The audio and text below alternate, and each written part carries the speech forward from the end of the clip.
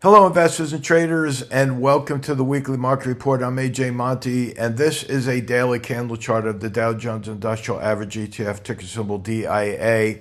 As you may remember from last week, I did not put any upside targets, but I did say we could try to press the highs, which we have been doing. But I will be keeping that downside target on DIA right there at 489.12. Now, taking a step back, looking at the monthly chart, you could see here that we have a negative divergence. See the CCI, how it's showing lower highs while the price action continues to press the higher levels. That's a negative divergence. And the last time we saw that was actually back here in 2021, where we would continue to press the higher highs, but the negative divergence showed up here. And we tend to see that over and over. Back here, you could even see this back in 2008, right before the crash. We saw this higher high in price action, lower highs showing. Now, I'm not calling for a crash, at least not yet. But many of you, again, especially those who follow me on a regular basis, you know that 73% of our overall positions are still bullish. But my long-term outlook is extremely bearish. Now, there's a lot of questions that come up with that, and sometimes we get the trolls that say, oh, you still bearish? Well, listen, when you take a long position, think about this for a second. If you're going into the market on the long side, but you know there's a good chance that we could see a severe correction or worse, wouldn't you think that keeps you on the defensive end of the trade, meaning that you're going to be more protective of any moves that go against your positions? That's exactly why we've been succeeding with our members for so long, is that we promote risk management, especially the 1% rule for managing risk. So it's very, very important in this market, especially with all that's going on in the world, to make sure that you're protecting your downside. Now, moving to IWM, and then I have some big news for you here towards the end, so stick around. We've got a pivot now today. That is a lower high, lower low. We had a two-part forecast where we blew through my upside target here at 282, but my downside target is still at 275.86, which is more or less keeping us within this trading channel. You see this right here. Here's your trading channel. Here's the support level. Resistance is at the high.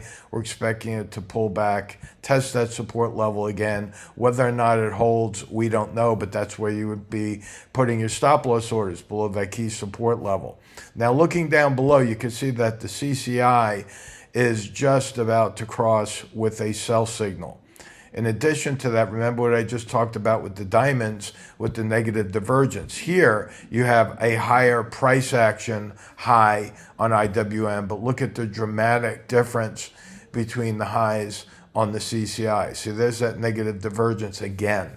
So be very mindful of that. Make sure you're defensive and keep an eye on the downside gaps, especially because those will act as price magnets. We have a small gap here, another gap here. We have a much larger gap all the way down here around 255.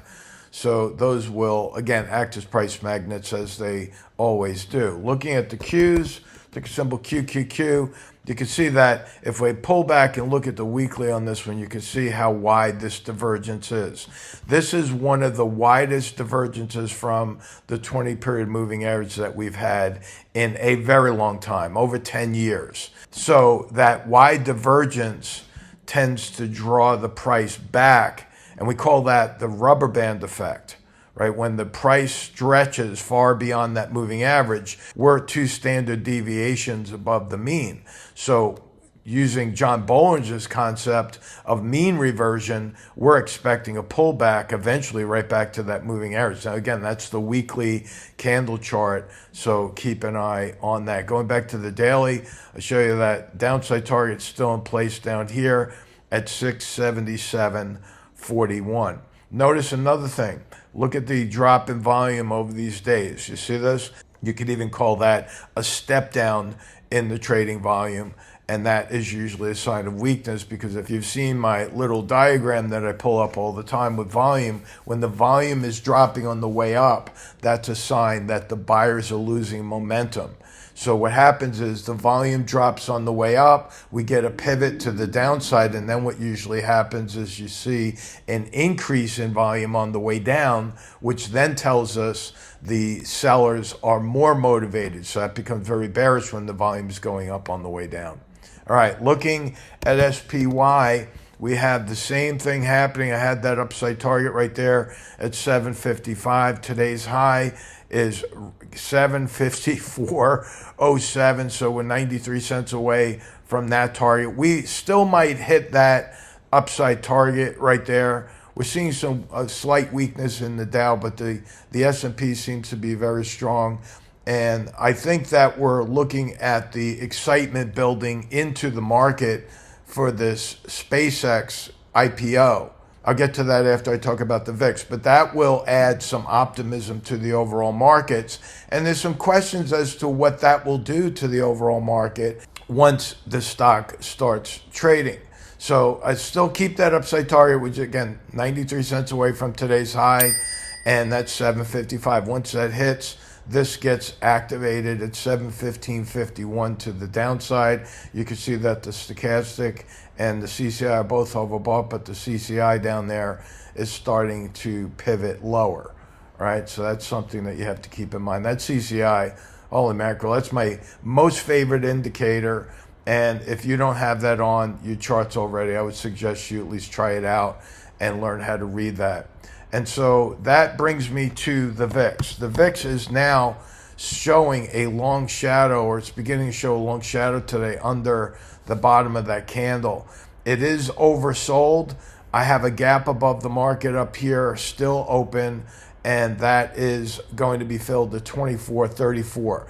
I am keeping that target in place. I can give you a guarantee that that will one day fill. But the question is always, when will that happen? We never know when that's going to happen, but we do know that looking back in history on the VIX, 100% of the gaps wind up filling. So that is an open gap.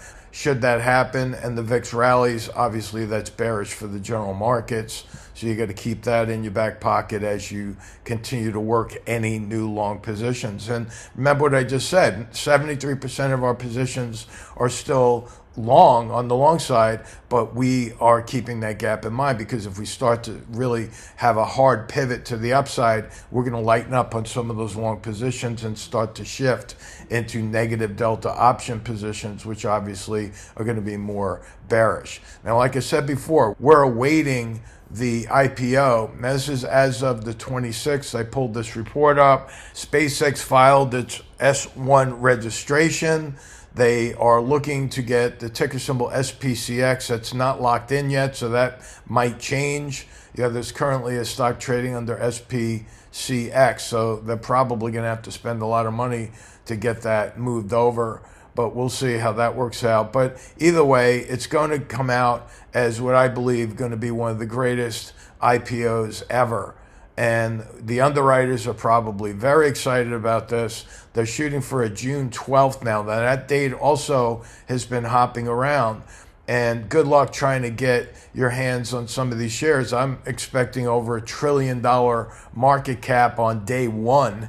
That, again, is going to shatter all records. And so what we're doing here at Sticky Trades is we're taking what I call tangent SpaceX spread positions. There are stocks that I cannot mention right now because they're going out and have gone out to our members. But the bottom line is we're trading the stocks that are going to be contributing to the success of SpaceX moving forward. But the key for our members is the way we're trading the option market. So we're putting on spreads right now, and we're already collecting time value. And we're, over the weekend, actually going to be making money just as the high volatility in some of these tangent positions start to erode. And that's all has to do with Theta. If you're a member, you know exactly what I'm talking about. If you're not a member yet, by the way, come on over to our free trial. I mean, there's absolutely no obligation. Ask anyone who's gone through that, and they will tell you. Maybe we'll have even some of those trial members that have gone through the process make some sort of a testimonial on the comments page. We'll see how that is. I'm not going to solicit that, but if anyone's willing, feel free. We have an open forum down there. I answer all questions. I address any comment, and I spend weekends going through all the chat boxes down there. So feel free to reach out to us. Now, going back to the SpaceX potential, the space economy growth is expected to triple over the next 9 years. That's pretty incredible. Now, obviously, if the industry is expected to grow by 300%, imagine what the individual stocks are going to be doing as the growth continues for those companies that are contributing to the overall growth of the industry. You see, so that's where we're coming from, and I'm very excited about the opportunities here, and I hope that you stick with us as we continue to report here on these weekly reports and also on the live midweek report. As a reminder, tomorrow, Friday the 29th at 12 noon, we are having an open house Q&A with the entire team. Matt and CJ from Cryptex are going to be joining us. Nod and I are going to be going back and forth with conversation. So have your ticker symbols ready, have your questions ready. Join us tomorrow for that very exciting 1 hour session, and we'll talk to you then. Have a good one. So long. In a world of endless data, where every second counts, introducing Nodlife, your professional compass in the chaos of the stock market.